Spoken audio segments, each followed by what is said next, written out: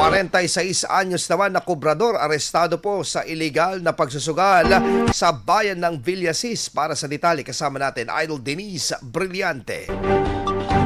104.7 IFM Report. Arestado ang isang 46 anyos na lalaki matapos masangkot sa iligal na pagsusugal sa pamamagitan ng small town lottery sa Barangay Poblacion Zone 1 Villasis, Pangasinan. Sa operasyon na isinagawa ng Villasis Municipal Police Station at Regional Intelligence Division ng Pro-1, naaktuhan ang suspect na nangongolekta umano ng taya para sa illegal na STL. Hiningan ito ng mga legal na dokumento bilang patunay ng kanyang trabaho sa otorisadong operator, ngunit nabigo itong magpakita.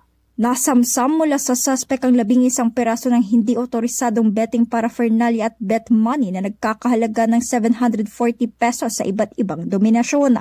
Nahaharap ang suspect sa kasong paglabag sa Presidential Decree 1602 na inamyendahan ng Republic Act 9287. Ipinaalala naman ng mga otoridad na tanging mga otorisadong operator ng small town lottery lamang na may permiso mula sa PCSO ang pinahihintulutan at legal na alternatibo sa illegal na larong numero. Kasama mo mula rito sa IFM News, dagupan nito si Idol Denise Brillante, Tata.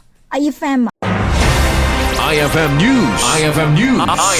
IFM News.